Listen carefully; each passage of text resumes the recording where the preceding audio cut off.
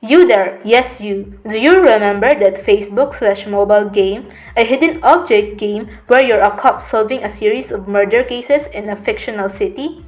You know, you search the crime scene for clues, you interrogate suspects, and examine evidence so you can catch the killer. Ring any bells? If you played Facebook games or hidden object games back in the early 2010s, or you're like me who just saw it installed on your aunt's phone and decided to play it, then you know the game that I'm talking about is Criminal Case. If you still don't know what the hell I'm blabbering about, then allow me to explain myself.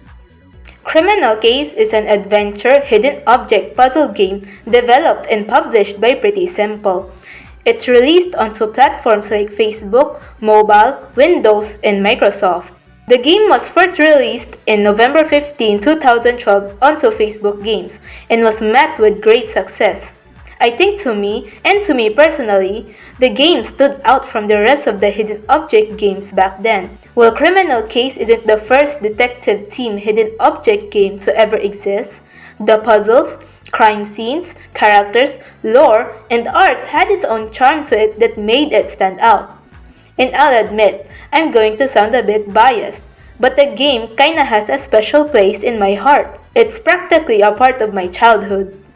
Back to Criminal Case itself, with the game being so successful, Pretty Simple made 7 more games. They ended up renaming the first Criminal Case to Criminal Case Greensboro to differentiate it from the other games. In total, there are about 8 Criminal Case games in the entire franchise. The first 5 games almost have 50 to 60 cases/levels each, while the later 3 have less number of cases/levels each. Criminal Case Greensboro, the first game released, and the game we'll be talking about, has 56 levels/cases in total. Also, the game doesn't hold back on its gore. Since you're solving murder cases in the game, obviously people will die. There are some murders in the game that are a bit much, and I'll talk about it later. And this will also serve as a content warning since there's gonna be dead people and a lot of gore and disturbing stuff about to be depicted in the video.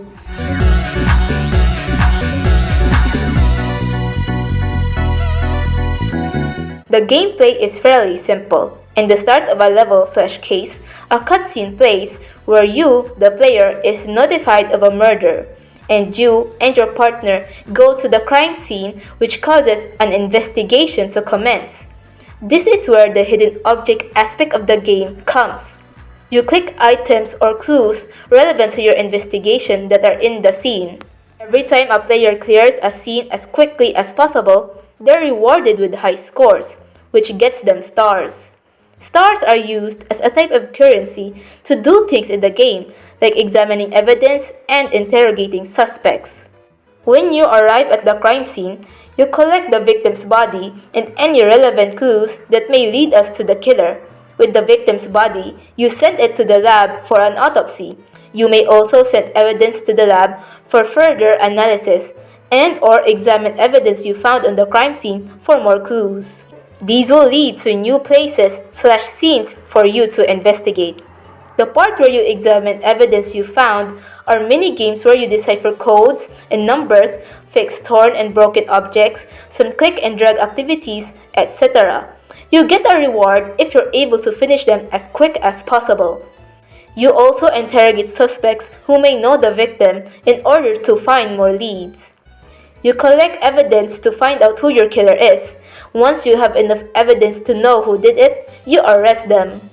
Before you move on to the next case, you need to complete the case's additional investigation, which is the final chapter in a level/case. It's usually where you know more about the story of the game, story arcs of each district, or you do side quests trying to find stuff for people. Also, Greensboro is divided into 6 districts, all of which has at least 10 cases each, but the last district only has 5. Since this is a Facebook game, there's gonna be some social aspect to it. You can send some stuff like energy and such to your Facebook friends, if you have any, who also plays Criminal Case, And then they can send you stuff in return too. There are leaderboards in each crime scene, and when you're about to investigate a scene, you can choose your friends from Facebook to join you in your investigation, though they are just there to give you hint bonuses in each scene. You can also ask your friends to send in reports from the previous case to unlock a new case. The game is fun, I'll tell you that, but far from perfect, and actually, there is one thing holding this game back and even makes it frustrating to play the game. It's that it has a problem of trying to get money out of you. Yeah, the game has microtransactions. There is an energy system integrated into the game which just slows down your progress and is really annoying. You'll need energy to play the scenes in the game, which runs out way too quickly if you ask me. If you're all out, here's the following things you can do. Pay for more, or wait for it to slowly fill right back up. But if you can't play the scenes in the game, you won't be able to get stars, which means you can't do shit but wait. Oh, and there's also the autopsies and analysis in the lab, where it'll also take some real life hours before you can get results and progress the game. You could either wait out 30 minutes or 6 hours or more, or, you guessed it, pay to make it quicker. And when you're about to move on to a new case, you have to wait for 24 hours for it to be available. And like I mentioned before, ask friends to send in reports from the previous case, or surprise surprise, pay a certain amount of money for it to be available. Criminal case has a pay-to-play structure, which is just irritating and slows down your progress in the game, which would kinda make you lose interest. I know I did. There are other game features that I'll mention for a bit before we go to the story of the whole game. You can customize your avatar in the game with in-game currencies, and you can also have pets in the game. They help you find some other bonuses/rewards whenever you clear a scene. The gameplay isn't bad. The gameplay is okay, but it's just annoying at times.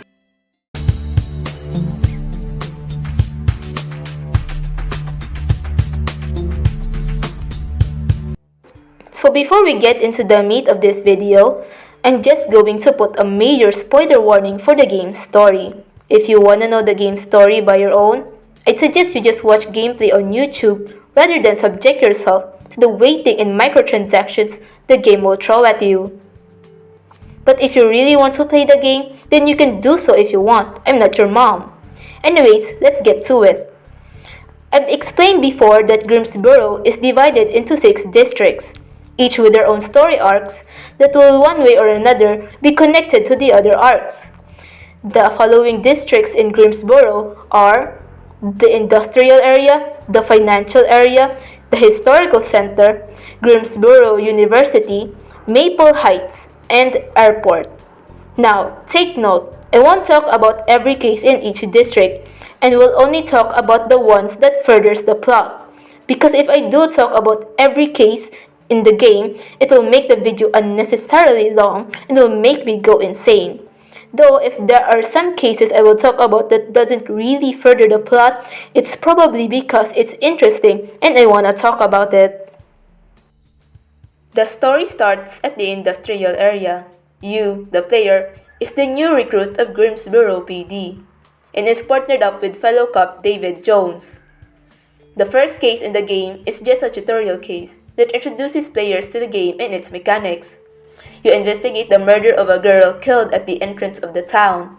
After arresting the killer, you find out about the industrial area being terrorized by gangs. After the first case, Police Chief Samuel King, or commonly known as Chief King, thinks you're ready to go and handle your first real case. And thus, you'll move on to the second case of the game. We also get to meet most of the team and characters in the game. Nathan Pandit, the coroner, Grace Delany, lab chief, in charge of forensic analysis, and Alex Turner, tech expert. Later on, we also meet a field officer, Eduardo Ramirez, who's a bit clumsy for his own good. While we investigate the case of a mortgage broker, Ned Dillard, being found dead in an abandoned house, we meet notorious Italian mobster Tony Marconi, who was somehow connected to the case. We're told by Jones and Chief King that he's been up to some shady shit since being in the mafia and all. They've been trying to get him behind bars, but they don't seem to be able to pin anything on him. They thought that Marconi could be behind this murder, and hopefully could put him behind bars for good. But nope, he was innocent. It turns out it was Ned's bodyguard who killed him. Though there was speculation that Tony may have paid Ned's bodyguard to unalive him, since Tony wanted to buy property from the victim. But he refused, but I don't know, it was never proven. After you arrest the killer, Joe Stern, one of the suspects, asked for help as someone went to his store, messed with his shelf, and got away after he busted them. Turns out the person was a member of a gang called the Vipers. The Vipers is an infamous gang that causes chaos in the industrial area. After that, we move on to a new case. Now this case is a bit more gruesome than expected. Apparently, a girl was found dead in one of the butcher warehouses near the docks. Turns out the victim was butchered to death like a pig, and when sent to the lab to know more on how she died, her heart was actually missing. Later on, we find out the victim's mother was sold her daughter's heart, which is really messed up. This was a really gruesome case, I'll tell ya. But anyway, as you progress in the game, solving murder case after murder case in the area, you slowly make a name for yourself as a great detective, leaving no stone unturned. While you investigate the murders across the industrial area, you are also dealing with an ongoing gang feud. When a member of the Vipers, Chad Wickman, was found dead in a parking lot, the Vipers wanted revenge for a fallen member and was about to cause a lot of mayhem. During the investigation, we find out that the Vipers had been trying to wage war on a rival gang, the Skulls, for ages.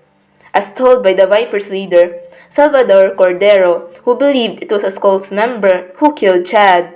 Before any gang-related chaos was about to happen, you caught the killer, who turned out to be Joe Stern, the owner of the mini-market that the Vipers would constantly vandalize and rob. When Joe admitted he killed Chad, he said the reason why was he was sick and tired of the Vipers coming and destroying his shop. When Chad came into his store to apply for a job, because he wanted to quit gang life altogether, Joe was shocked, but then he ended up killing Chad in retaliation of the Vipers who keeps destroying his shop. After arresting Joe and stopping a potential gang war, we find out that Salvador and Marconi had an argument outside of Joe's shop. Apparently, Marconi wanted the district all to himself, which Salvador didn't like. You and Jones realize how dangerous the situation with the Italian mafia and the Vipers is, and Jones tells the player to be prepared if anything serious happens. Fast forward to the district's final case. Vipers leader Salvador Cordero was found dead on the Vipers hideout. His skull was smashed to pieces. Before the investigation, Chief King warns Jones and Jew, the player, that the mayor, Mayor Johnson, has become interested in the case and tells them they should perform at their best to not let the mayor down. The investigation was hard as almost all of the suspects wanted Salvador dead. A prostitute named Ginger, who was Jones' friend, was almost assaulted by the victim. Gang leader of the Skulls, Troy Cassidy, was at the Vipers hideout who tried to reason the victim out of a gang war by giving the victim a piece of his land, which didn't work out since Salvador wanted more than Troy could give. One Tooth Sam, a homeless man who was also a de facto mayor of a homeless community called Cooperville, hated the victim as the Vipers kept terrorizing the community to the point where he almost attempted to kill Salvador. While Tony, on the other hand, filed a restraining order against Jones, since Jones was so obsessed with trying to put Marconi in jail. But despite this, Tony Marconi was arrested for the murder of Salvador Cordero. But the reason for this was that Salvador was harassing Ginger, which angered Tony, and he killed Salvador to protect Ginger. When Tony was sent away, Jones felt bad since they just arrested Tony for protecting a woman rather than all the shady crimes he did. After arresting Tony, stopping the ongoing gang feud and finally restoring peace in the industrial area, the mayor himself personally promotes you and Jones onto the financial center after being so impressed with the player's skills. Oh, and this is the mayor. Sure hope he's not evil or anything. The financial center is filled with great parks, casinos, bars, and has $1 trillion stock exchange. Basically, there's business people in here. Like the industrial area, you have a string of murder cases to solve in this district as well. Your first case in the financial center has you investigating the death of a stock trader who was killed in the stock exchange center. During the investigation, you meet Alden Green, whose casino is now involved in the investigation. He's a very powerful CEO who owns Green Holding, that also owns a gazillion other sub companies. He basically has a stranglehold of the financial center. We find out that the victim was actually about to become a stock trader for Alden. But it didn't go as planned when he was killed by his coworker. On your second case in the financial center, a bomb was set off on a park nearby where a man named Henry Crosby ended up being blown into pieces. While you investigate his murder, you meet a reporter named Rachel Priest, who was supposed to have an interview with the victim about one of Alden's sub-companies, Green Banking, and had files about how Green Banking was trying to buy the Eastfield Market, where the victim opened a stall. Rachel offered her help in exchange for the files. After being able to stop two bombs planted by the killer from exploding, it was suspected that the victim's son, Sean Crosby, was responsible because of his violent episodes. But Henry's killer turned out to be his old friend and war veteran, Donald Breed. But when Donald was about to be arrested, he carried out a suicide bombing. It was suspected that Donald killed his old friend for testifying against him in court for war crimes, which had him put in a psychiatric hospital for the criminally insane, per Rachel's finding. After the whole debacle, Rachel asked you and Jones to help look into Donald's past. You end up discovering that during Donald's stay at the psychiatric hospital, he was subjected to a weird type of treatment. Rachel suspected that Alden could be involved, as he was one of the biggest donators of said hospital. Jones called her paranoid, but Rachel was still gonna keep digging. A rich and powerful man may or may not be involved in shady shit behind the scenes? Skipping a case, Chief King reported to us that Alden's daughter-in-law, Aileen Green, had been found dead in her baby's crib. It is said that the baby was still at the crib when the baby was found. Damn. During your investigation, you get to know more about Alden's family and figure out that they're just rich assholes who only care about their money and reputation. Especially the victim's husband, Paul Green, who's Alden's son, and in whose only concern is what will happen if the press finds out about the murder. We also meet Alden's grandson and the victim's stepson, Scott Green, who says he was cool with his stepmom, which was one big fat lie. Turns out he was the one who killed his stepmom after finding out she was stealing money to give to her ex-husband and tearing apart his favorite baseball card. And like what any rich people with money would do, they have a lawyer that tries to get Scott out of prison. The next few cases is just you investigating the murder of Rachel's informant and intern, with one of them being pushed to their death and the other being dipped in concrete until she dies. And still, Rachel is trying to dig up dirt on Alden Green. The final case of the financial center has you investigating the murder of our reporter friend, Rachel Priest. Rachel's cameraman came to the police saying that Rachel has gone missing. Finding her journal in Grimm's News HQ that said she was heading to an abandoned warehouse, you and Jones head there and found a trap door which led to a secret lab. In the lab, you and Jones find a skeleton in a tub of acid and a smashed skull, which helped police identify Rachel as the victim. During the investigation, we find out that Rachel has left us a video message before she died, which reveals a lot of things. She uncovered that Army General James Marsh was secretly developing an illegal serum that turns men into super soldiers by excessive bone growth. But due to its human test trials, the army stopped him. But he still continued the serum with Green Pharma Corp's money. Though she couldn't prove it yet, she begs the player to keep investigating. He was also talking with a soldier who was subjected to the serum. Autopsy results of Rachel's remains confirmed that she was injected and killed with the very same serum she was investigating. The player and Jones confronts both Marsh and Green after the discovery. While Alden does deny the existence of the serum at first, later on he tells, or rather, he lies to the player that he turned down the offer of developing the serum. When the player discovers that Green Pharma Corp was about to sign its biggest contract with the army, which was possibly the serum, Marsh, on the other hand, confirms the existence of the serum and tells the duo it's too late. Once the serum was sold, it will be confidential information and any investigation to it will lead to arrest. But despite the obstacles thrown at you, you were able to arrest Alden Green. Surprise! The rich and powerful CEO is an evil person. Once confronted, Alden Green explains that he and James Marsh waited for Rachel at the lab. Alden admitted that Rachel was right about Alden's involvement in making the serum.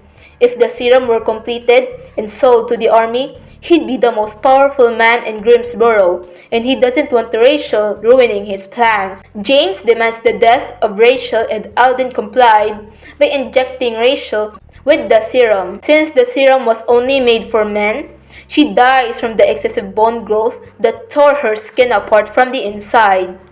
Once dead, James and Alden dumped her corpse at a tub of acid to hide what happened. Both Alden Green and James Marsh are arrested for the murder of Rachel Priest. After putting the two behind bars, Mayor Johnson promotes you to a new district to patrol, the Historical Center. Now, the Historical Center, unlike the previous two, doesn't have anything sinister or nefarious going on behind the scenes. So I'm just going to make this short. This part of the city has many historical novelties of Grimsboro. This is more like a breather episode or a filler episode if you may. You mostly deal with historical and or supernatural themed crimes and murders. You basically solve Scooby-Doo-esque cases, like for example, this case right here. The Ghost of Grimsboro. Ramirez believed that the victim was killed by the ghost of the Mad Pilgrim, as he had just dropped dead in his workshop with no explanation, as he had just finished a painting of the Mad Pilgrim. But we find out that the victim was actually killed by a client who commissioned the victim for the painting. Reason is that the killer is broke and had hoped the painting would become more valuable if he had killed off the victim and spread the rumor about the Mad Pilgrim so he can sell it at a high price. See, something like that. Sort of like unmasking the monster. Anyways, that's what the majority of the cases are in Historical Center. All of the cases would lead up to the dog pageant contest, where in the final case of the district, an old woman was found dead in the pageant arena along with her dog. The woman and her dog died of food poisoning, and during the investigation, two more dogs who were gonna join the pageant were also found dead, being killed the same way as your victim. You and Jones conclude you both are looking for a dog killer trying to poison dogs to win the pageant.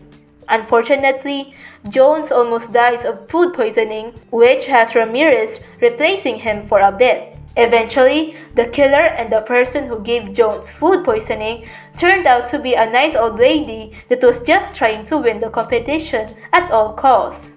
After that, the mayor promotes the team to the university. The university is, well, a university. Damn, what a shocker.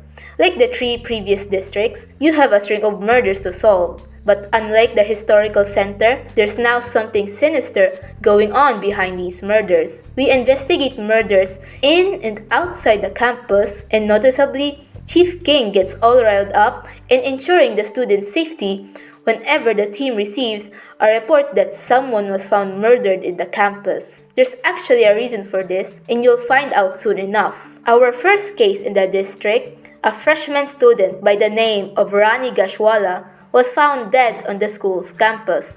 The girl was found tied up in her bikinis, where the ants blocked her airways until she suffocated to death. we meet a few recurring characters during the case. Madison Springer, the sorority president in the college, who may or may not have done a hazing.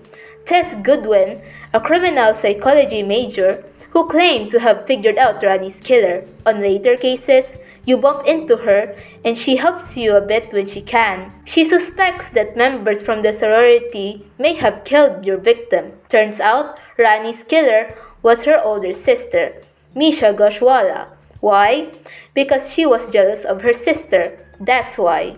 Now on to the next case, where we meet another important character in the district.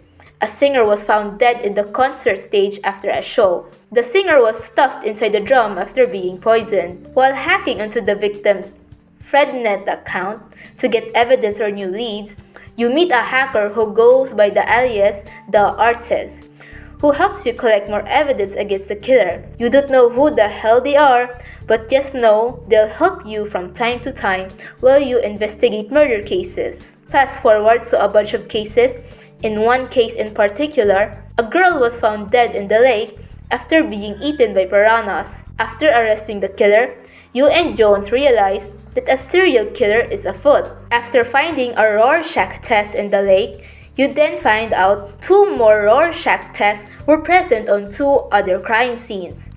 Instead of doing the killing themselves, the serial killer hypnotizes other people to do their dirty work for them. The serial killer is responsible for 3 murders in the district so far, and are now dubbed the Rorschach Reaper. Jones thinks it's best to keep this secret and not let the media get wind of this due to the panic that it may cause. Fast forward to another case, and you find out the identity of the artist who helps you in your investigation. Turns out, Chief King's granddaughter, Kathy King, was the hacker after all. And the reason why King was so riled up whenever a murder is reported in the university is because her daughter goes there, and he's worried about her safety. Anyways, bada bing bada boom, the media caught wind of a supposed serial killer that uses other people to kill. But that doesn't matter now. Time for prom! For the final case of the district, the whole team was invited to attend the university's prom ball as a thank you for protecting the students of the university. Cheerleader Madison Springer was crowned prom queen, and while Madison celebrates her achievement, the tiara she wore suddenly explodes, blowing off Madison's head and killing her. Madison's blood splashed everywhere, causing the other attendees to run away in a panic. We figure out that it was the Rorschach Reaper who directly killed Madison by placing explosives on Madison's tiara. During the investigation, the Rorschach Reaper themselves gives you a call just to say that if you can't arrest them by dawn, they'll kill one of your suspects. Oh, and for good measure, they tell you not to interrogate your suspects too. They'll kill them if you do. But despite all that, you arrest Tess Goodwin for the murder of Madison Springer, who is also the Rorschach Reaper. When you're about to arrest Tess, she admits the reason for killing Madison was to prepare herself in hypnotizing Jones to kill you. When Jones is about to kill you, Ramirez comes in to save you by hitting him with a frying pan, breaking him out of Tess's control. The reason for Tess doing all of this was to prove that there was a killer sleeping in everyone for her thesis. And Tess tells us to be careful around Jones. Anyways, she's sentenced to life in prison for killing Madison and the second-degree murders of 3 other people. But this won't be the last time we see her. After putting the Rorschach Reaper behind bars, Mayor Johnson then promotes you to a new district, Maple Heights, and invites you to a party there, where coincidentally, your first case in the district happens. Maple Heights is the 5th district in the game, and it's where all the rich, important, and famous people live in Greensboro City. The most important and powerful families, the founders of the city, live here, according to Chief King. You deal with a bunch of upper-class jerks in the area, and a very tense and maybe or maybe not corrupt mayoral election while you investigate a string of murder cases as usual. In the first case of the district, you're invited by Mayor Johnson to his garden party where he gives a big speech on how he's gonna run again for mayor in the upcoming elections, which is then interrupted by a man who was eating a cake, begins coughing up blood, and dies. This prompts an investigation where you find out the man was killed from eating a cake that was filled with razor blades. Ouch! During the investigation, you meet a certain Adam Bentley, who's a bit of a creep and a resident in Maple Heights, who we'll be seeing again in other future cases. Anyways, you eventually arrest the killer, and after the killer was sent away, you and Jones are invited by the Blue Party's yacht party. Over the course of the mayoral elections in Maple Heights, the Red Party, Mayor Johnson's party, and the Blue Party, Martha Price's party, and Johnson's rival, are at each other's throat and willing to do anything so their party could win. A traditional bloody war to the city hall, as Johnson says. I don't know, I'm not into politics. While in Maple Heights, you and Jones find out that rich CEO Alden Green was released from prison, which pissed off Jones very much. And we also find out that Johnson himself is giving Tony Marconi a lot of special treatment and doing favors for him while he's in prison. Tony himself tells you the reason why is that he may have helped Johnson with his career one way or another. But when you ask Johnson, he'll deny it. This too seriously pissed off Jones. Oh, and since I mentioned the parody of Facebook in the game called FriendNet, I'd also like to mention that Pretty Simple also made a parody of Mark Zuckerberg named Zach Holden.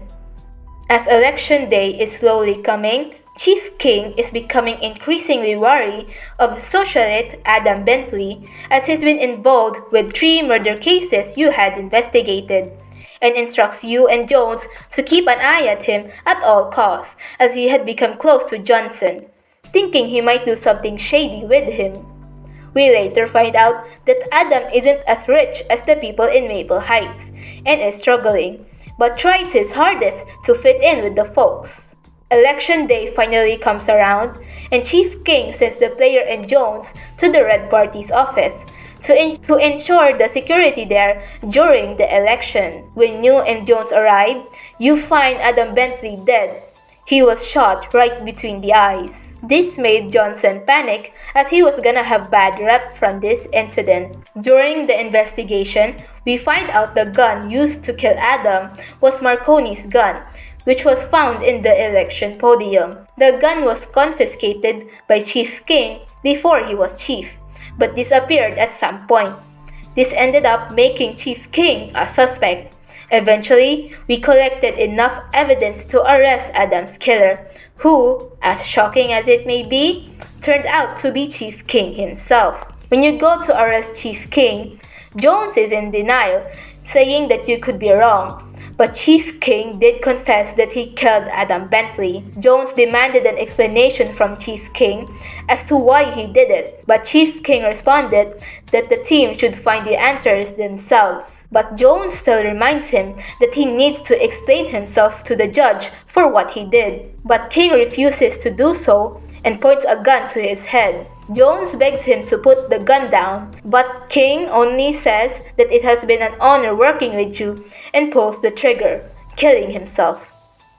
After King's funeral, you and Jones decide to figure out why King killed Adam. The only lead you both got was that King was friend with a certain Stuart Huckabee. You and Jones try to find the man, but to no avail. Then one day, he comes to the police station and tells you that he can give you all the answers you're looking for. All you and Jones need to do is to go to the Natural Harbor to dig up the truth as to the reason why Adam was murdered and the reason why King unalived himself and why there are so many murders in Grimsboro. And by dig, he means grabs a shovel. You and Jones are digging up the fucked up past in this goddamn city, and this leads to the 6th and final district in Grimsboro, the airport. In the airport, you deal with going back to the past as far as the 1600s to figure out the reason behind the murders in Grimsboro, why King unalived himself, and why he shot Adam Bentley. And what you and Jones uncovered during this district answers it all and more. In your first case in the airport, you and Jones arrive at the Natural Harbor with digging equipment like Stuart requested. and dug up the skeleton of a pilgrim boy who was killed 400 years ago. You and Jones sent the skeleton to Nathan to see what he can figure out. You and Jones go to the nearby lighthouse for more answers, only to find Stuart murdered with his throat slashed open and his tongue sticking out of it. You also find a painting owned by a man named Herman Cavendish next to Stuart's body, which will be connected to the case, don't you worry. We then figure out that the skeleton of the pilgrim boy you dug up was related to Stuart Huckabee, according to Nathan, and Jones think that the two murders could be connected. You and Jones then had to go to Herman Cavendish throughout the investigation in order to investigate the past. By this, I mean we investigate the ship that sailed the pilgrims into Grimsboro back in 1642. But since you can travel back in time, well, not yet at least, instead, you have Herman tell the story about the ship, and you and Jones have to focus on the story to the point you really are in the ship. And whatever stuff you saw from the past that's connected to the case, Herman would kindly give to you. Yes, I'm not kidding, and we're gonna be doing a lot of this during the airport arc. During the investigation, you find out the existence of a secret society that has been ruling over Grimsboro since 1642 that goes by the name the Crimson Order. Apparently, the Crimson Order are the ones controlling the city from the shadows. No one knows of their existence and kills anyone who tries to expose them. We also find out that the Crimson Order did kill Stuart's ancestor from 400 years ago. After collecting enough evidence, you eventually arrest Susan Huckabee, Stuart's sister, for her brother's murder. Upon arrest for her brother's murder, Susan claimed she did it to protect her family. You see, Stuart was obsessed with exposing the Crimson Order's existence and that they killed his ancestor. That's when Susan began seeing Crimson Order members everywhere she went. This was a warning for Susan. Either keep the secret or her family dies. Susan didn't want to risk her family being in danger because of Stuart. So, she slashed his throat open and pulled his tongue out to send a message to the Crimson Order that they would not talk anymore. In court, she was offered a lighter sentence as long as she tells the authorities more about the Crimson Order. She refused as she's more scared of what the Crimson Order will do to her family than a life sentence, despite police promising they'd keep her family safe. After arresting Susan, Kathy comes to the police station saying she was digging up on her grandfather's past before he became chief by looking through newspaper articles about King's past cases. There was one she found, but she lost it. You and Jones find the article, and the article was about a Red Cape killer who was a Crimson Order member that escaped, and King was in charge of the investigation of said killer. You sent the article to Alex, and he couldn't find anything about this article, not in the police archives, and not even in King's own files. Alex concluded that this is a huge cover-up. Any mention of the Red Cape killer was erased from the files, and speculates that King could be the one covering it up, since he'd been the one who could do it without being noticed. Jones didn't believe it at first, but when we asked a conspiracy theorist named Jason Palms more about the Crimson Order, he answers that it's possible King is a member of the Crimson Order too, being the one to cover up any mention and crimes of the Crimson Order. So yeah, King was a member of a secret society that rules over Grimsboro and covers up any crime or mention of them, and Jones did not like it. But the further you and Jones go down this rabbit hole, you find out the extent of what King does for the Crimson Order. Next case, Ramirez reports to Jones that a social worker by the name of Sandy Grimes was found dead in the Aloki Indian settlement, with her being tied up to a post and had her hands cut off. Ramirez tells us that Sandy worked with the Aloki Indian community. During the investigation, we meet a Aloki shaman, a nice old lady named Anaki. Throughout the investigation, Anaki helps you by letting you investigate a crime scene from the past.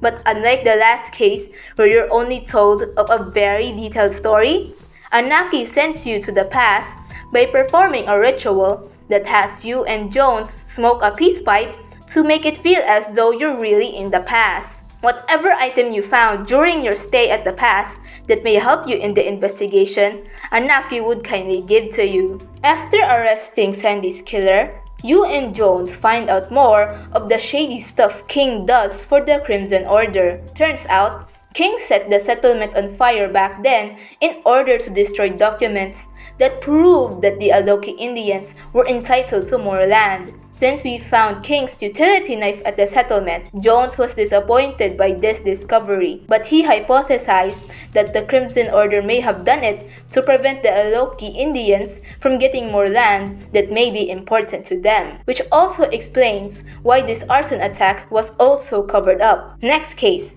A historical writer named Rosie Gatewood calls you and Jones to come to the Pilgrim Museum and reveals that she had found a dark secret that may cost her her life and may be connected to the Crimson Order. Before she could spill the beans, she's stabbed by a blow dart in the neck. But before she could die, she says her last words, "White Apres," and dies in front of you and Jones. While you and Jones investigate Rosie's murder, you find out that the white Apres Rosie told you about was a painting of a pilgrim settlement, and you and Jones use it to investigate the past once more by concentrating at the painting, believing you both are truly there. Whatever you saw in the painting that's connected to the case are artifacts that are in the museum. Eventually, you had enough evidence to arrest Ashton Cooper, descendant of the founder of the city, William Cooper. Rosie was about to expose the existence of the Crimson Order and expose them for who they truly are, insidious manipulators. The Crimson Order did not like that and ordered Ashton to kill her so he can join them. Before being taken away, Ashton sends a message to you from the Crimson Order that your days are numbered.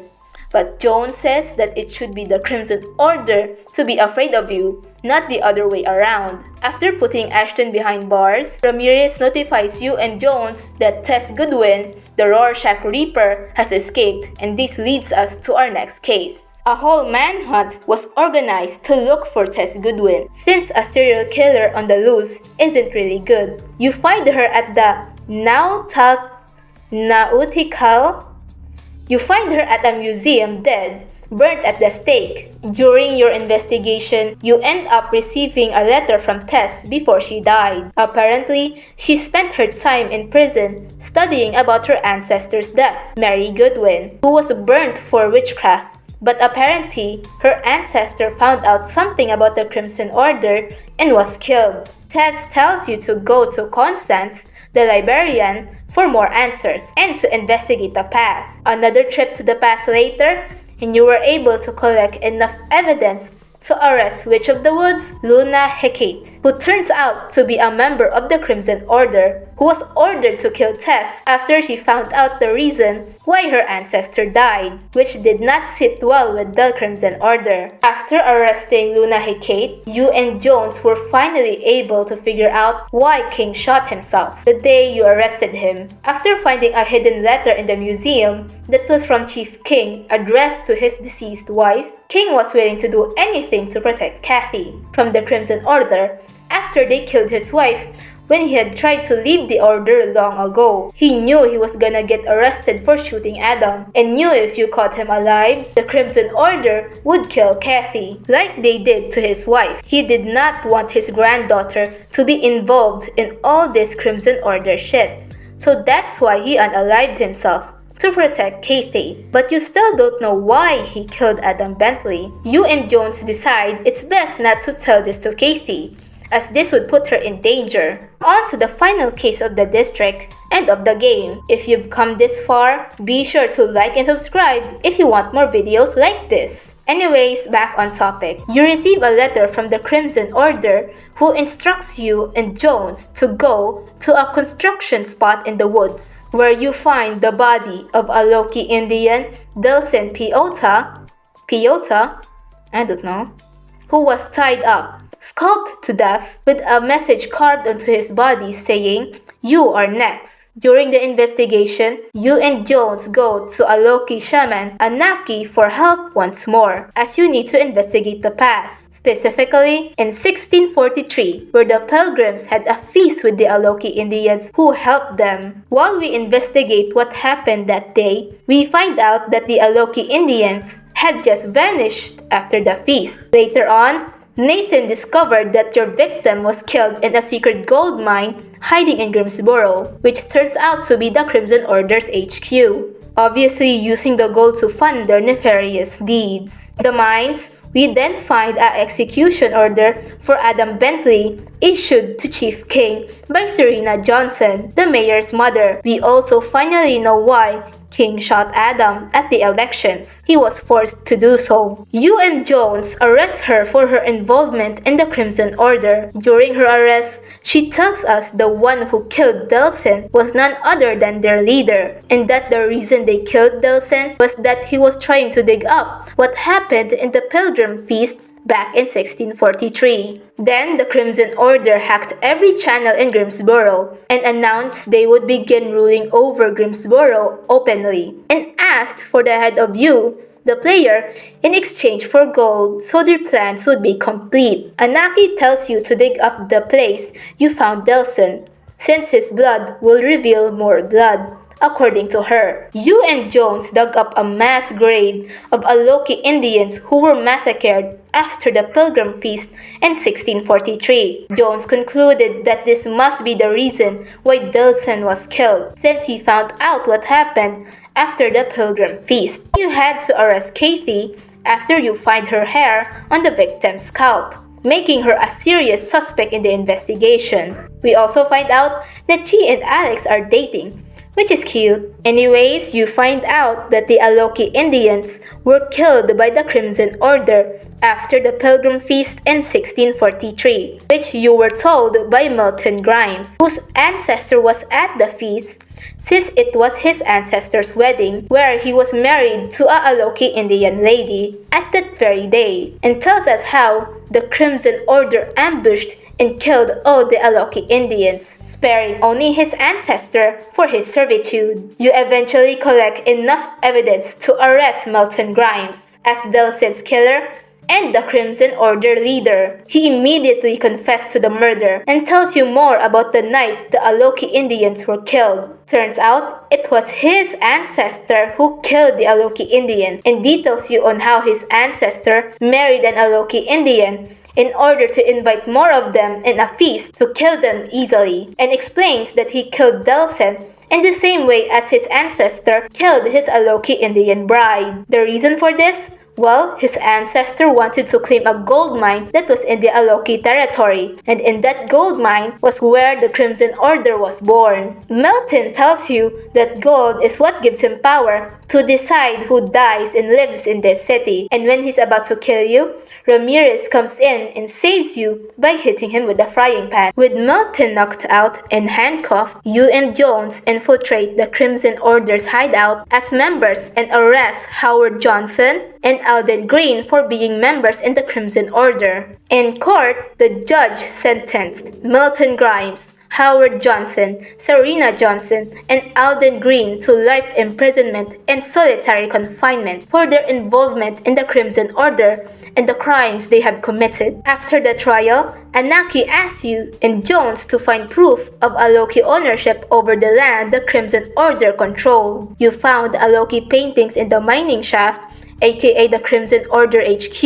And according to Grace, the painting was suitable proof of ownership over the lands. You present the proof to Anaki, who thanks you for helping her find the painting, and vanishes into thin air. You then see Anaki's soul in the sky, and she explains that she represents the voices of the Aloki Indians who had died because of the Crimson Order, and was here to make sure their descendants are safe. Now that the Crimson Order has fallen, and the Aloki Indians can finally reclaim their land, Anaki's soul, along with the other Aloki Indians, can finally rest. Before she left, she thanks you for everything you've done. After that, you informed Jones and the others that you've accepted a position in the Pacific Bay Police Department and will have to leave. But not before Katie and the rest of the team threw a farewell party before you left. to thank you for all the memories during your stay at Grimsboro and gave you a gift before you depart to a new city. And that's it for the video, folks. This video took me so long to make since I had trouble writing the script, since it's been a while since I've done videos like this. Anyways, by the time this video comes out and the time that I'm recording this outro, it's probably the new year already. So happy new year to you all! What are your plans on 2024? I'm planning on uploading more videos even if school has been hell lately. I'll talk more about the other criminal case games in the future, talk about other games, shows, or any media that I like, and more art videos since, well, I'm an artist. Anyways, thanks for watching the video. If you like it and want to see more, be sure to like and subscribe. That's all I have for now. Bye.